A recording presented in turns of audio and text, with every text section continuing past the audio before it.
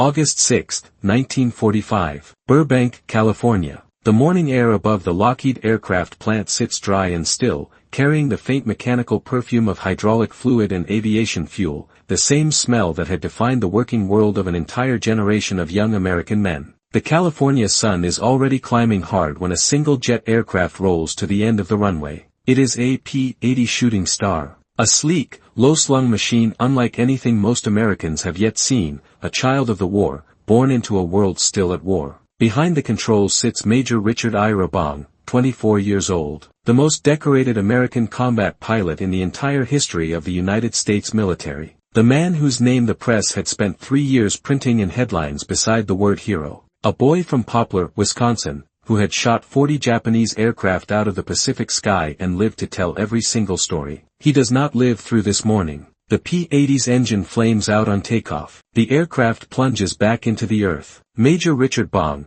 the ace of aces of the United States Army Air Forces, holder of the Medal of Honor, symbol of American aerial supremacy across the vast theater of the Pacific War, dies in a California suburb, not in combat, not over Rabaul or the Philippines or the burning waters of Leyte Gulf, but on a test strip barely 20 miles from Hollywood, in a country still technically at war, on the very same morning that a single American bomber named the Enola Gay releases the first atomic weapon ever used against a human population over Hiroshima, Japan. History does not pause for irony, but sometimes, if you listen carefully enough, it whispers. This is the story of what became of the men who flew. Not the official version, not the version told in ticker tape parades, not the version captured in the gleaming propaganda of newsreel cameras. This is the real story. The story of approximately 2 million American pilots demobilized in the months after Victory Day, men who had spent years operating at the absolute outer limits of human endurance and human skill, men for whom the sky had been both office and battlefield and church and confessional. Men who now had to come home and figure out how to live. The scale of what America had built in the sky during those 4 years is almost impossible to comprehend from the quiet distance of the present. In 1939,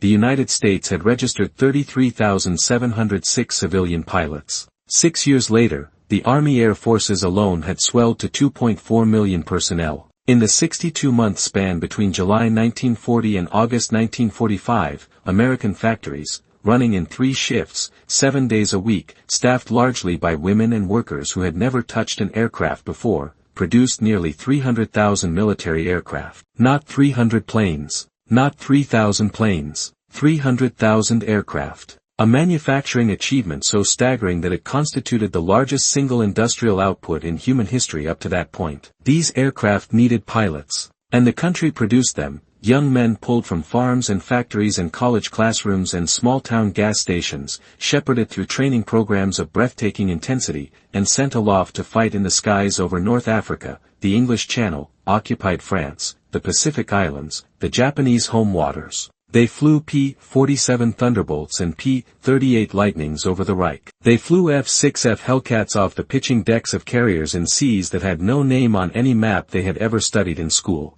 They flew P-51 Mustangs all the way to Berlin and back, in cold so severe that the cockpit glass fogged with the breath of men who understood, with a clarity most human beings are fortunate never to achieve, that they might not return. Of the tens of thousands of fighter pilots who climbed into those cockpits, only 1,279 would achieve what military tradition defined as A status, the verified destruction of 5 or more enemy aircraft in aerial combat. 735 from the Army Air Forces. 381 from the Navy, 122 from the Marine Corps, 22 Americans flying with the Royal Air Force before their own country entered the war, 19 from the American Volunteer Group in China, the legendary Flying Tigers, 1,279 men, out of tens of thousands, who had crossed that particular threshold into a kind of violent mastery that no pilot training manual had ever fully prepared them for. But even those who never became aces, even the men who flew 1 mission, or 10, or 50, and never scored a kill, had crossed a different kind of threshold. They had learned what it meant to exist in sustained mortal danger. They had felt their bodies flooded with the chemical machinery of survival, the fight-or-flight chemistry that sharpens vision and narrows focus and compresses time into a series of perfect instants. In that state, a pilot sees everything. The world becomes unbearably, brilliantly, terrifyingly alive. And then the war ends. They had expected many things, these men who came home. They had expected, and received, the parades, the crowds, the newspaper photographers. In cities across America, the autumn of 1945 unfolded in a cascade of homecoming celebrations of a scale and sincerity that America has never quite managed to replicate. Families who had gone years without reliable news of their sons now held those sons on front porches in the September light, and the emotion was real, and it was enormous, and it meant everything that emotion is supposed to mean. Young men who had gone to war as boys came back to mothers who had prayed for them every day and fathers who shook their hands and could not find the words they had expected to be needed. That was the deeper assumption, the one that ran beneath the parades and the handshakes and the celebration. They were, after all, the most highly trained aviators in the world. Men who could navigate by stars and dead reckoning across 500 miles of open ocean. Men who could put a 9,000-pound aircraft in a 400-mile-per-hour dive and pull out at exactly the right moment without blacking out. Men who had learned, through necessity and repetition, skills that no peacetime institution had yet found a use for. What they found, instead, was silence. The Army Air Forces, which had stood at 2.4 million personnel at the war's end, demobilized with a speed that shocked even the men being discharged. By the middle of 1947, barely 2 years after the last Japanese aircraft fell from the Pacific sky, the service had contracted to 306,000 personnel. Nearly 2 million men were separated from the institution that had given their lives structure and meaning and purpose and, in a very real sense, identity. They were handed their discharge papers. They were handed a government check for $20 a week, a program quickly nicknamed the 52-20 Club by the men who used it, $20 a week for up to 52 weeks, no questions asked, a small